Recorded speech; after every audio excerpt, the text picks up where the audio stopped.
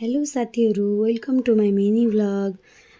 आज चाहिँ हामी मत्स्यनारायण मन्दिर मत्स्यनारायण भगवानको दर्शन गर्न सँगै जाउँ है त। मत्स्यनारायण भनेको चाहिँ विष्णु भगवानको माछा अवतार को रूपमा मानिँदो रहेछ होइन। अनि पुरुषोत्तम महिनामा चाहिँ यो महिनाभरि यो मन्दिरमा मेला लाग्ने रहेछ।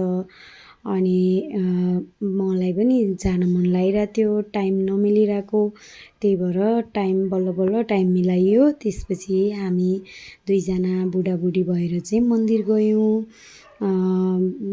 जाँदै गर्दा चाहिँ अब अलिअलि सानो मिनी ब्लग पनि बनाउँ न भनेर क्लिपहरू बनाएँ। हामी मन्दिरमा कसरी गयौँ सबै हेर्न चाहिँ हजुरहरूले भिडियो अन्तिमसम्म हेरेर साथ दिनु होला है, सपोर्ट पनि गरिदिनु होला। अनि हामी यो टियुको गेटबाट भित्र गयौँ। यतातिर एकदम रमाइलो हरियाली रहेछ। यही रमाइलो हेर्दै हेर्दै गयौँ। मन्दिर पुग्दा हामी त्यस्तै 10:50 जति भएको थियो बिहानको। मन्दिर चाहिँ एकदमै भिड रहेछ। अनि हामी अब लाइन बसेर दर्शन गर्न चाहिँ नसक्ने अवस्था थियो, त्यही भएर गयौँ। त्यसपछि धूपबत्ती बाहिरैबाट बाल्यौँ। त्यसपछि मन्दिरमा चाहिँ परैबाट भगवानको मूर्तिको दर्शन गऱ्यौँ। यो मन्दिरमा गएर हेर्दाखेरि चाहिँ नि त्यो भगवानको मन्दिर कस्तो मजाले कि पोखरीको बिचमा छ। साँच्चै नै माछा अवतार भनेको। अनि विष्णु भगवानको अवतारहरूमध्ये यो पनि एउटा अवतार हो रहेछ नि त। अनि त्यसपछि यहाँनिर मेलाहरू पनि लागेको रहेछ। नेपाली आफ्नै बारीमा फलाएका दालहरू, गेडागुडीहरू पनि रहेछ। अनि त्यसपछि तितौराहरू, यो त प्राय नेपाली मन्दिरमा जहाँ मेला लाग्दा पनि हुन्छ है हुन त। अनि त्यसपछि पहिला यो विष्णुदेवीको मन्दिर पनि रहेछ, कस्तो राम्रो भर्खर रिनोभेसन गरेको रहेछ। त्यहाँ गयौँ, दर्शन गऱ्यौँ।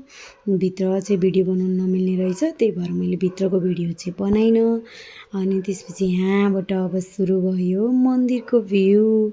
मन्दिरमा बाहिर चाहिँ मान्छे त्यति भिड नै, मन्दिरको लाइन चाहिँ परैदेखि रहेछ। अनि अब लाइन बस्न चाहिँ हाम्रो भ्याउने अवस्था नभएको भएर हामीले लाइन चाहिँ बसेनौँ। यतिबाट भगवानलाई टाढैबाट दर्शन गरियो। भगवानलाई देख्न पाउँदा पनि कस्तो आनन्द आएको कि अब जान मन लागिरहेको मन्दिर। अनि परबाट मजाले देखिँदो रहेछ, दर्शन हुँदो रहेछ। अब छोएरै पूजा गर्न नपाए पनि।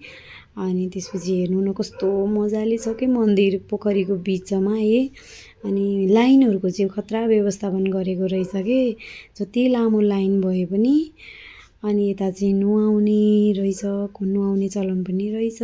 मैले धूपबत्ती गरेँ अनि भगवानलाई सम्झेर।